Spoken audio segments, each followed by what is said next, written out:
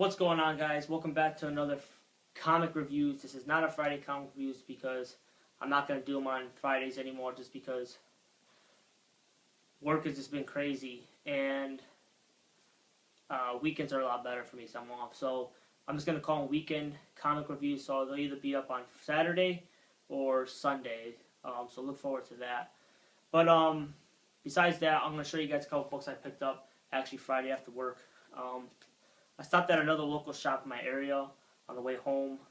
This is Overtaken #1 by Aspen Comics. This is an exclusive cover for Creative Comics in Griffith, Indiana. And I just picked it up because it's $1, and plus it supports the shop. I also got the all-new Phantom one that he has put out. That came out, I think, about a month ago, I think.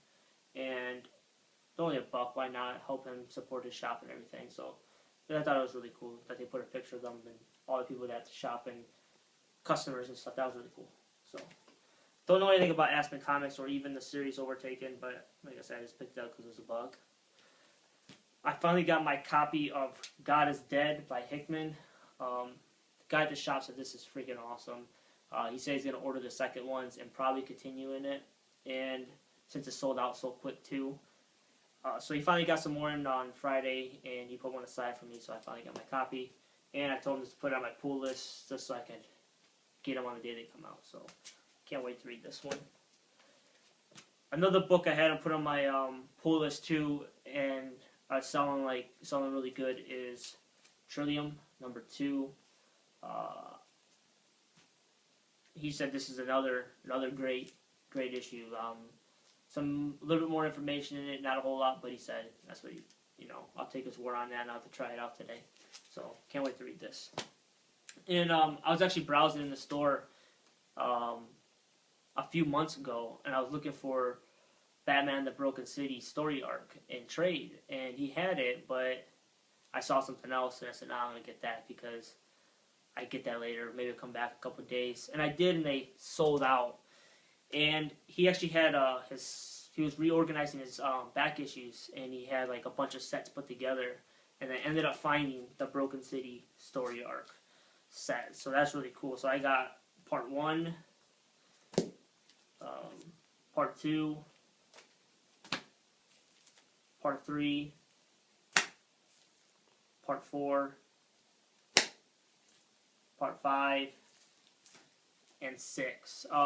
They're in all great condition too, man. I mean, he just sold them to me as a set. He didn't charge me per issue. He just said, "Let's take it." Just he's trying to get rid of some back issues, and I think the bags and boards are much older than the damn comics itself too. They look pretty ate up and beat up. But yeah, that's what I picked up on Friday. So that's really cool. So I want to get to the reviews. First, I got Forever Evil #1. This is just a straight up build up issue, obviously, and it's just the villains, other villains breaking out other villains from like Arkham Asylum, Blackgate, and different prisons, getting them all together. And the crime syndicate is just having kind of like a rally and telling them about the Justice League is dead. And some villains are like, this ain't true. I mean, Superman ain't dead, Batman ain't dead. Because they look like Superman and Batman. Like a guy says in here, and then a couple other villains are like, well, you know what? Forget this. Let's go do our own thing. We don't need these people. And the ending's pretty cool on this. I could see the story being a little bit. I just wish it was a little bit more faster pace in this one instead of slow pace. But then again, it is the first issue. It was pretty decent. So I'm gonna give it about a 3 out of 5 on this one. It was okay actually. I can see the second issue being a little bit more better, but hopefully. And Green Lantern or Rillick #1. This is really good. This is the origin story of Rillick and how he became. He was actually some type of like scientist or archaeologist of some sort in a different dimension, and his universe got sucked into like a wormhole of some type, and he was stuck there for like millions and billions of years, and it finally opened up, and it became to our universe, which is like Hell Jordan and Guardians of the Galaxy and stuff like that. And not Guardians of the Galaxy, the Guardians. I was looking at the poster on my wall, and and that's somehow when he was in that wormhole, he something happened to his DNA or molecules, and it retransformed him into Rillick as we know him today. And this is definitely a build-up issue for the Lights Out story arc that's coming out next month or November, and I guess he's going to be the main person in it. So that's going to be very interesting. So if you're looking to read that, you might want to pick this up. So I'm going to give this a 4 out of 5. I got Green Arrow or Count Vertical. This is just another, like, I want to say a little bit of origin story and how he became Vertical and a little bit of his childhood.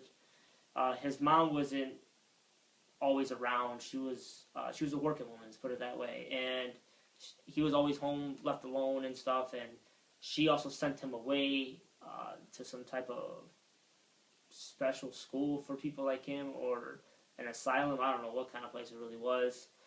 The ending's really cool in this. Jeff Lemire did a hell of a job on it. I didn't even know Jeff Lemire did this until I opened up the book and it said Jeff Lemire, written by Jeff Lemire. It's really good, actually. I don't think you need to read this, obviously, to continue the story arc. It does say continues in 24 at the end, but I don't think you need to. This little back issue about him.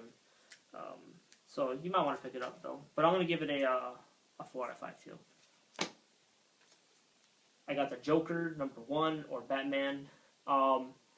This is another origin story, kind of like us, a little bit on his childhood. He was with his aunt, living with his aunt, and his aunt just abused him and used him, made him do all kinds of like chores type things. And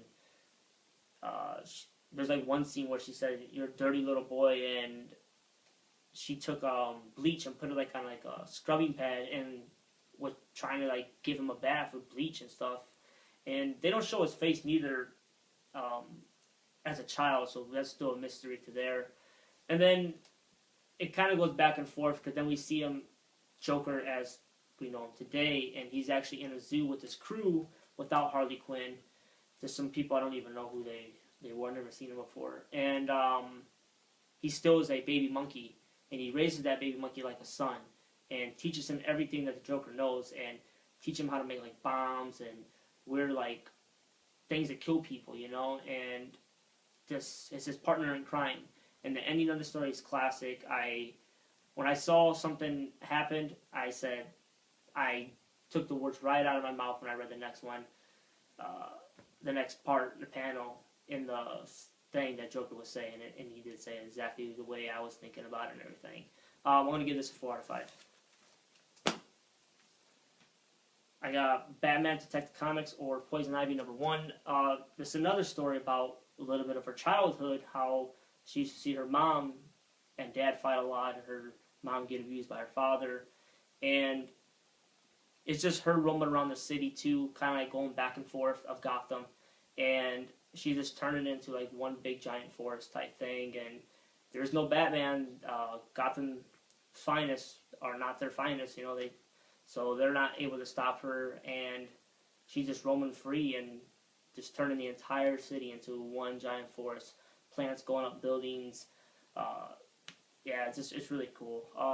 I liked it. I'm not a big fan of Poison Ivy or anything, but it was a pretty good issue to see a little bit of her, I guess, her childhood, and then why she was doing what she was doing type thing. But I'm going to give this a 3.5 out of 5. The last book I'm going to do a review on is Batman and Robin or Two-Face #1. This is just Harvey Dent being Harvey Dent. I mean, not even that, Two-Face actually, and just flipping his coin and executing people because they did crimes and stuff, you know. Like I said, this Two-Face being Two-Face.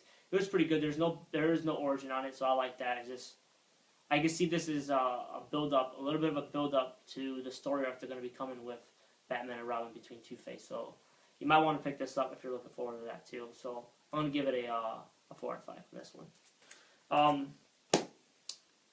That's all I got this week, guys. A lot of books that I got. Had like a little haul here and review thing. Next week is actually a bigger week for me as far as 3D cover wise. I don't know if I'm going to get any indie books or anything else of DC I think East to West comes out next week. I think that one I will pick up for sure, though, because I love East to West. East to West is badass. But that's it, guys. Thanks for watching. If you go ahead and subscribe to my channel, I really appreciate it if you guys can. Leave a comment below and tell me what you guys thought of these one-shot deals and stories that they came out with DC for the 3D covers. And did you get a chance to get all your 3D covers that you wanted? But yeah, guys, like I said, thanks for watching, and I'll see you guys on Wednesday. Later.